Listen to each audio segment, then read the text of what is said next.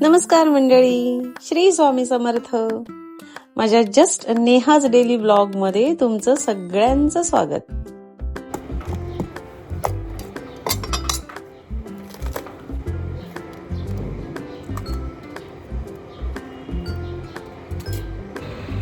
आत्या आज काय स्पेशल?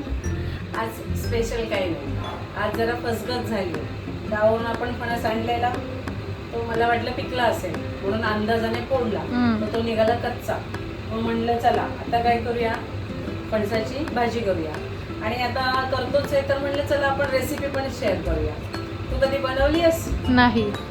म्हणजे मग आता तुला पण शिकायला मिळेल. येस. म्हणून म्हणलं करूया. जान्हवीला पण बोलूया. जान्हवी, पहिल्यांदा फणस फोडून हे असे गरे सोलून घेतले आणि मग आता ह्या अशा त्याच्यातल्या बिया आहेत त्याही सोलून घेतल्या कापून, आणि हे 2-3 पाण्याने याला स्वच्छ धुवून घेतलं. ओके, त्याच्यात थोडं तेल टाकते.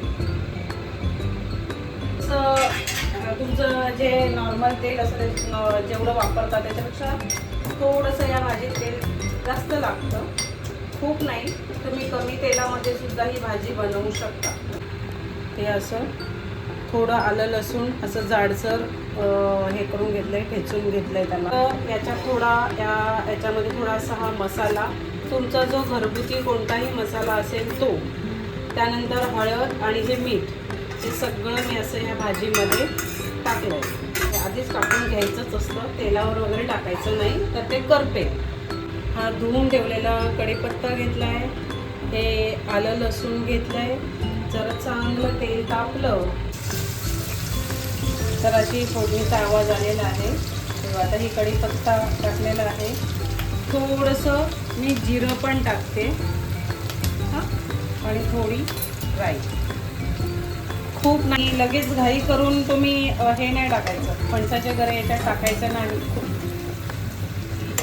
हे एवढा वेळ का शिजवायचं आहे माहिती आहे का विचार, का शिजवायचं आहे? हे बघा, याच्यामध्ये कांदा वगैरे काही नाही आहे, म्हणजे दुसरे कुठलेच स्वादासाठी कोणतेच इन्ग्रेडियंट्स नाही आहेत. याच्यामध्ये आहे फक्त लसूण, थोडंसंच आलं आणि जिरं मोहरी. त्यामुळे याचा स्वाद तेलामध्ये उतरलाच पाहिजे पूर्णपणे.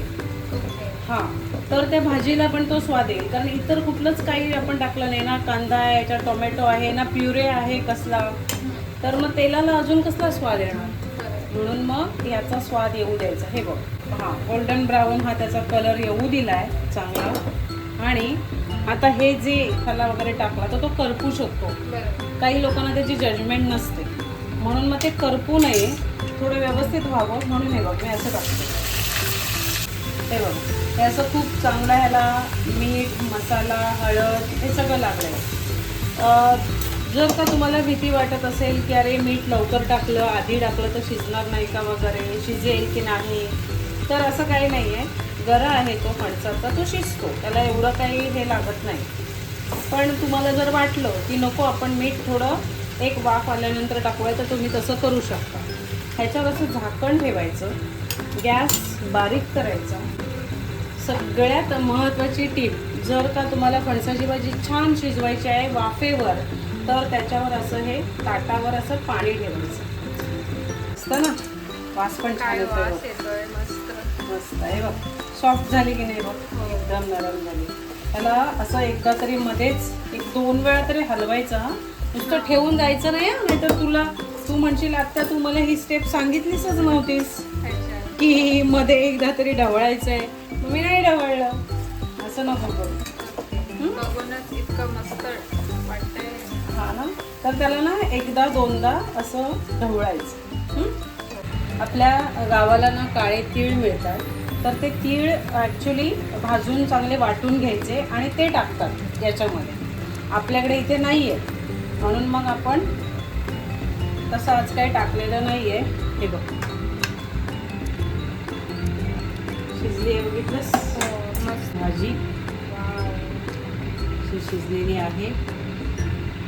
या वर्षातली पहिल्यांदा फणसाची भाजी, पहिली आपण त्याला काय म्हणतो, नवं करतोय.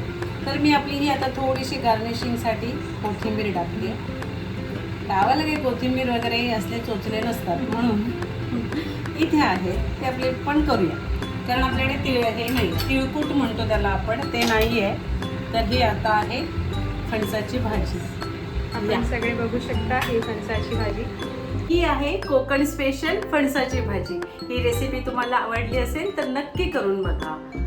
अशाच वेगवेगळ्या रेसिपी पाहण्यासाठी माझ्या चॅनलला लाईक करा, शेअर करा, कमेंट करा आणि सबस्क्राईब करायला विसरू नका. आणि हा आहे माझा आजचा भाग. भेटूया पुढच्या भागात. थँक्यू.